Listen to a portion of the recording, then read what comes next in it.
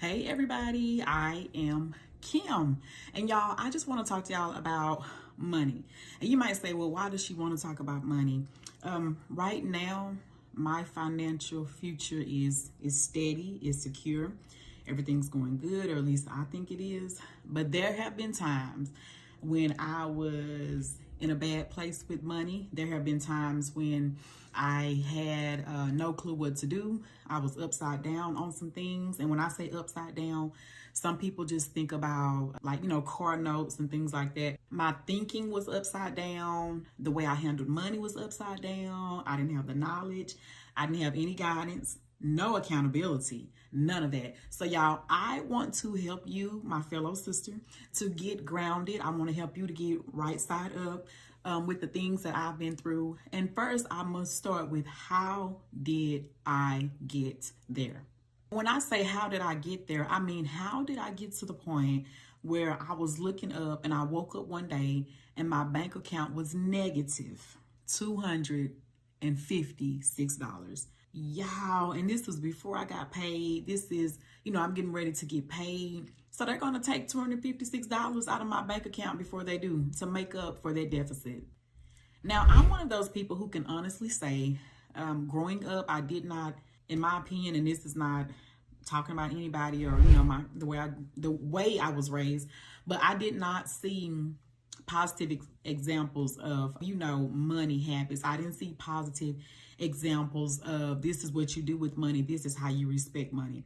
So I remember my first job was at 16 or 17. And did I buy school clothes? I probably did. But I also, you want to do things teenagers do. You pay for your games, going to games, going to events and stuff like that. But growing up, again, I didn't see those examples.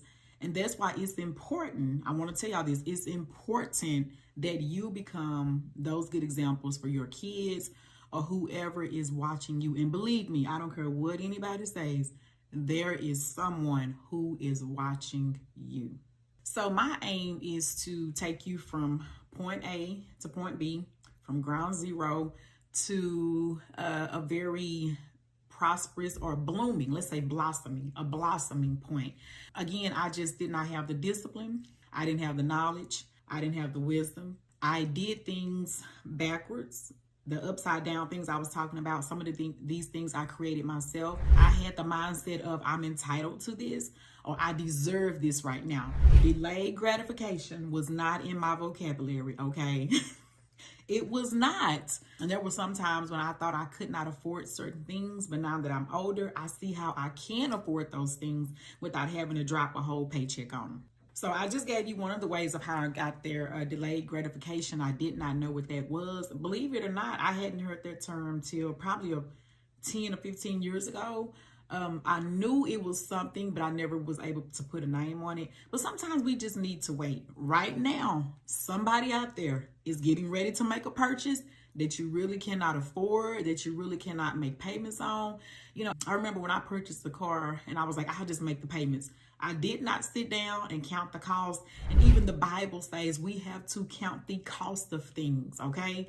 Sit down, look at the pros and cons. Sit down, look at interest rates on things. Look at terms, 36 months versus 72 months. 72 months may seem, oh, it's better. I get 6 years to pay this out. But once you add it up, you might be paying triple what 36 months could have afforded you. Count the cost, which is something, again, I did not do. So that's another way I got into the mess of being financially insecure, financially incompetent. I was financially ignorant. I'll say it about myself. I'm not talking about you.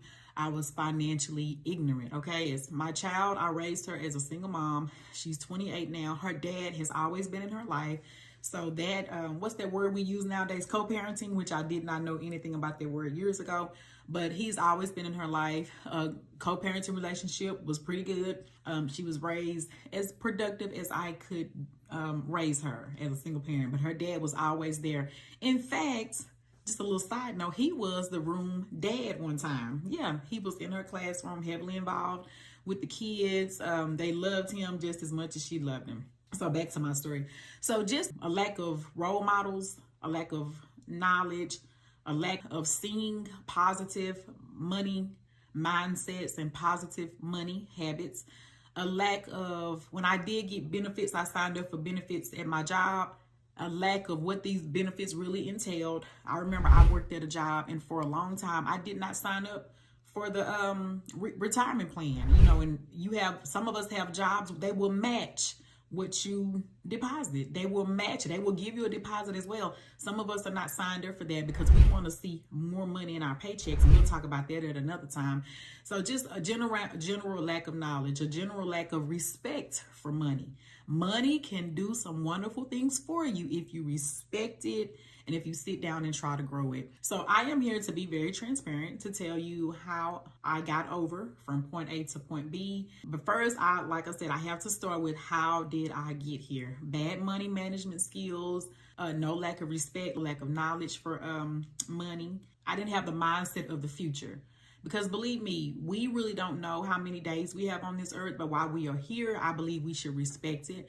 I was been listening to Dr. Miles Monroe. He has there's a video where he did a segment on time, talking about time. You have to respect time, okay?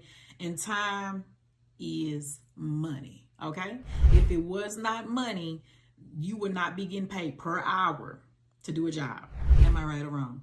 So just come on this journey with me. Look for future videos. Go ahead and subscribe. We are going to talk about how to get out of where you are now. If you're in a bad spot or you're trying to figure things out and you just need somebody to come along with you. Hey, I am here. I will hold your hand. Take this journey with me, and I'm also going to take it with you. I look forward to seeing you next time.